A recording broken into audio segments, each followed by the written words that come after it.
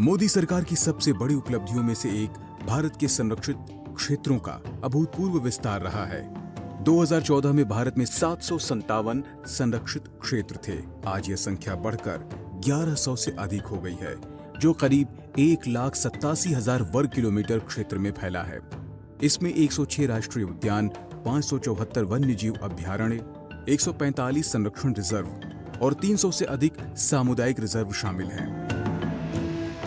यह बड़ा विस्तार आवास संरक्षण और पारिस्थितिक संरक्षण के प्रति सरकार की प्रतिबद्धता को दर्शाता है। मोदी सरकार ने वन्यजीव आवासों की संपूर्ण विकास योजना के जरिए प्रमुख वन्यजीव कार्यक्रमों को भी मजबूत किया है।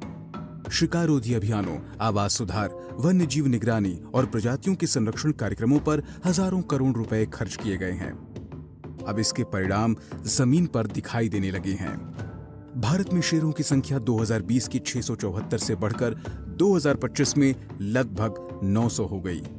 देश के पहले वैज्ञानिक सर्वेक्षण में जंगलों में 700 से अधिक हिम तेंदुओं का अनुमान लगाया गया।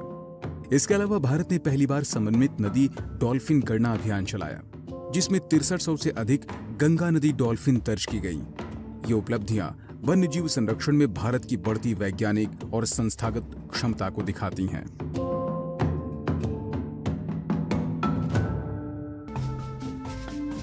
प्रधानमंत्री नरेंद्र मोदी के नेतृत्व में प्रोजेक्ट टाइगर वैश्विक सफलता की कहानी बनकर उभरा है।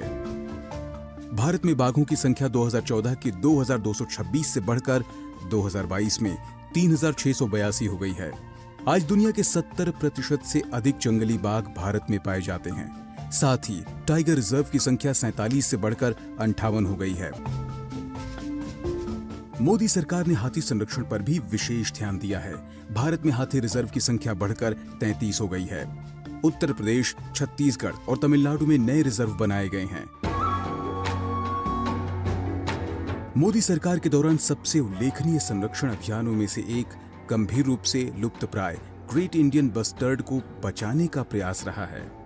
राजस्थान में संरक्षण प्रजनन कार्यक्रम, आर्टिफिशियल इंक्यूबेशन, आवास सुधार और आधुनिक प्रजनन तकनीकों का उपयोग करके इस प्रजाति को विलुप्त होने से बचाने की कोशिश की जा रही है।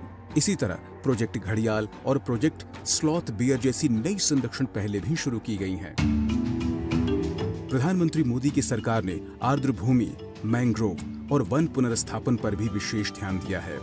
भारत में रामसर साइट्स की संख्या 2014 से पहले की 26 से बढ़कर आज 99 हो गई। मोदी सरकार के दौरान एक और बड़ी उपलब्धि भारत में चीता पुनर्वास परियोजना रही है। प्रोजेक्ट चीता के तहत दशकों बाद भारत की धरती पर चीतों की वापसी हुई है।